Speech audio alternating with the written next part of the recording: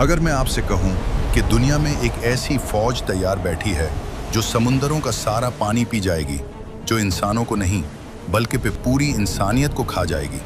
ये कोई Hollywood movie की स्क्रिप्ट नहीं है और ना ही ये किसी साइंस फिक्शन राइटर का ख्याली पलाव है। ये 1400 साल पहले रेगिस्तान अरब में बताई गई वो खौफनाक हकीकत है जो किसी भी दिन आपके न्यूज़ चैनल्स की सबसे बड़ी ब्रेकिंग न्यूज़ बन सकती है।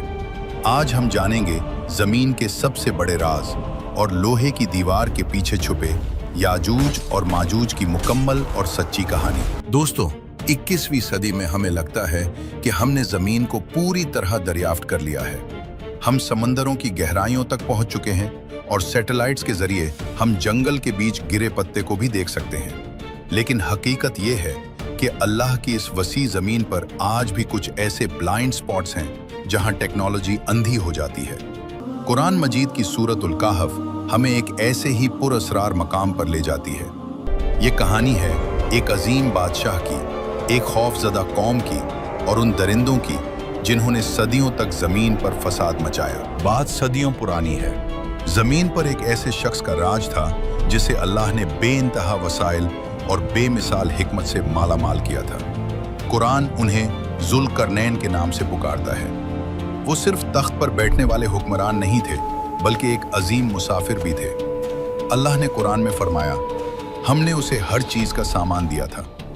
जुल्करनैन का मिशन ज़मीन पर अदल कायम करना था। उन्होंने मशरिक़ और मगरिब के अजीम सफ़र किए, लेकिन उनका तीसरा सफ़र वो सफ़र था जिसने इंसानियत की किस्मत को हमेशा के लिए बदल कर रख दिया। अपने अजीम लश्कर के साथ मुश्किल और अनजान रास्तों को पार करते हुए जुल्करनैन एक ऐसी जगह पहुंचे जो आम दुनिया से कटी हुई थी।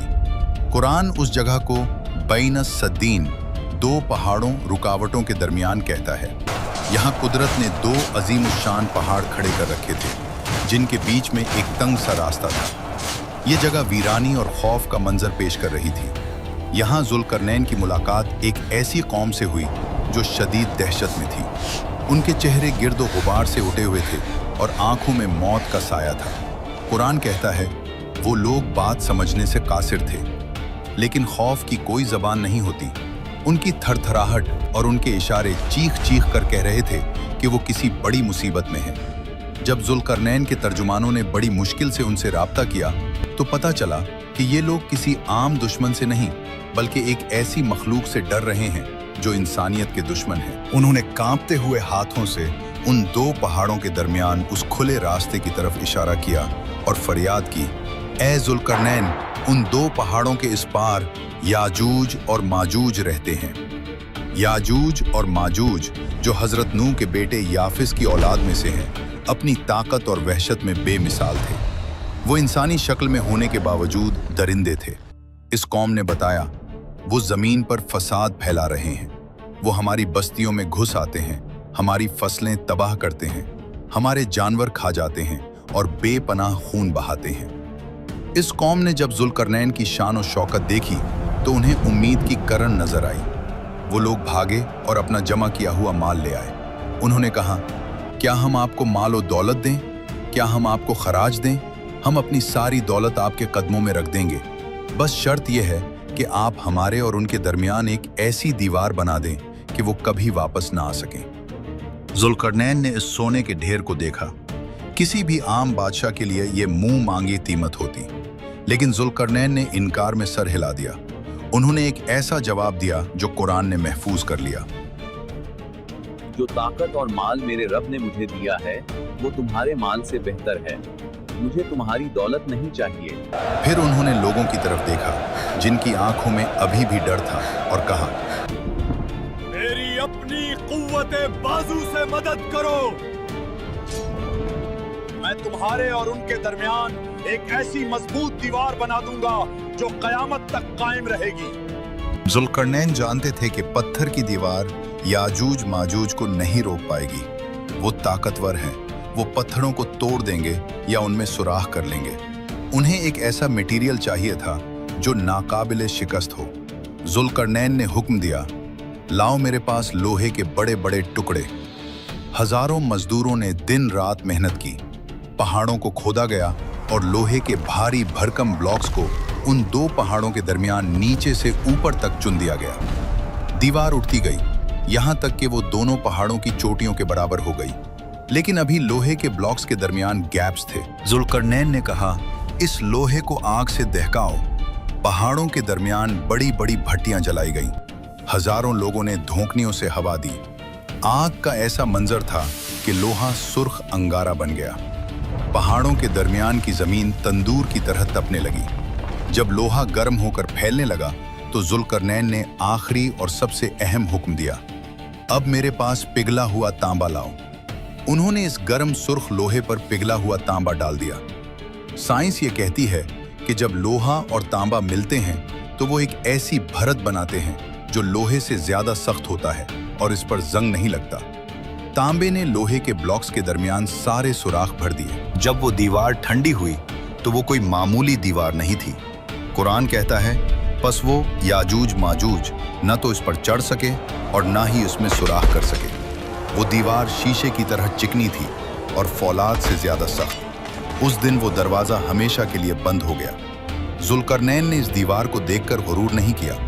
उन्होंने आसमान की तरफ देखा और कहा, यह मेरे रब की तरफ से एक रहमत है। लेकिन फिर उन्होंने एक ऐसी बात कही जो आज तक फजा में गूंज रही है, लेकिन जब मेरे रब का वादा आएगा तो वो उसे रेजा रेजा कर देगा। और मेरे रब का वादा सच्चा है। दीवार बन गई, जुल्करनैन चले गए, वो कौम महफूज हो गई। लेकिन सवाल ये है, क्या वो हमेशा के लिए कैद हो गए? दीवार के उस पार क्या हो रहा है? क्या वो सो गए हैं? हदीस बताती है कि नहीं। हमें लगता है कि जुल्करनैन ने दीवार बना दी और किस्सा खत्म हो गया। हम अपने घरों में चैन की नींद सोते हैं, लेकिन हकीकत यह है कि पिछले हजारों सालों से इस दीवार के पीछे एक जंग जारी है। एक ऐसी जंग जिसके बारे में दुनिया बेखबर है। प्यारे नबी सल्लल्लाहु अलैहि वसल्लम ने फरमाया कि याजूज और माजूज सोए हुए नहीं हैं, वो हर रोज जागते हैं। उनका मकसद सिर्फ एक है, इस दीवार को गिराना। जरा तसव्वुर करें वो मंजर, हजारों लाखों की तादाद में ये खौफनाक मखलूक अपने नौकीले पंजों और औजारों से इस लोहे की दीवार को खिंच रही है। चिंगारियां उड़ती हैं, लोहे पर खिंचने की आवाजें गूंजती हैं। वो सुबह से शाम तक पूरी ताकत से दीवार को तोड़ने में लगे रहते हैं। मेहनत करते करते शाम तक वो इस पॉइंट पर पहुंच जाते हैं कि उन्हें दीवार के पार से सूरज की हल्की सी किरण या रोशनी नजर आने लगती है। वो आज़ादी के बिल्कुल करीब होते हैं। दीवार बस टूटने ही वाली होती है। तब उनका सरदार कहता है, रुक जाओ, बहुत काम हो गया। बाकी जो बचा है वो कल सुबह आकर तोड़ेंगे और निकल जाएंगे। लेकिन वो सदियों से एक ही गलती करते आ रहे हैं। वो इंशाअल्लाह, अगर अल्लाह ने चाहा, कहना भूल जाते हैं। जब वो रात को सो जाते हैं तो अल्लाह की कुदरत हरकत में आती है। रातों रात वो टूटी हुई दीवार वापस जड़ जाती है। सुबह जब वो उठते हैं तो हैरान रह जाते हैं। दीवार पहले से भी ज्यादा मजबूत और सख्त हो चुकी होती है। सदियों से यही खेल चल रहा है, रोज खोदना, रोज इंशाअल्लाह भूलना और रोज अल्लाह का इस दीवार को वापस जोड़ देना। ये अल्लाह का निज़ाम है कि जब तक वक्त नहीं आएगा ये सैलाब रुका रहेगा। लेकिन दोस्तों, हर कैद की एक मुकर्ररा मुद्दत होती है। कोई जंजीर हमेशा कायम नहीं रहती। एक दिन आएगा जब दज्जाल का फितना खत्म हो चुका होगा। जमीन पर हजरत ईसा अलैहिस्सलाम का राज होगा। दुनिया अमन महसूस कर रही होगी। इसी शाम याजूज माजूज दीवार खोदेंगे।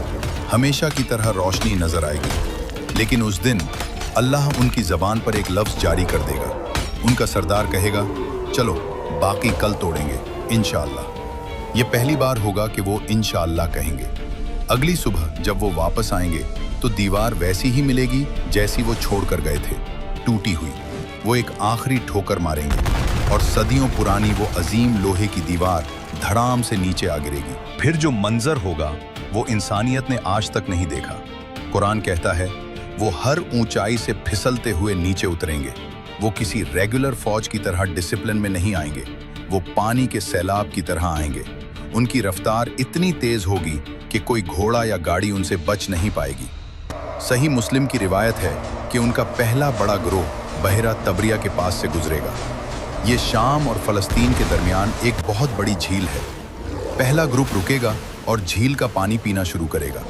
हजारों, लाखों पीते जाएंगे। जब उनका आखिरी ग्रुप वहां पहुंचेगा तो झील सूख चुकी होगी, जमीन फट चुकी होगी। वो हैरानी से कहेंगे, लगता है कभी यहाँ पानी हुआ करता था। वो आगे बढ़ेंगे। जो शख्स उनके रास्ते में आएगा मारा जाएगा। न औरत बचेगी, न बच्चा, न जानवर। वो जमीन को साफ करते चले जाएंगे। लोग अपनी जान बचाने के लिए अपने घरों और किलों में कैद हो जाएंगे। हत्ता कि हजरत ईसा अलैहिस्सलाम भी अल्लाह के हुक्म से मुसलमानों को लेकर कोहे तौर पर पनाह लेंगे। पूरी दुनिया याजूज माजूज के कब्जे में होगी। जमीन पर हुकूमत करने के बाद उनका तकब्बुर आसमान को छूने लगेगा।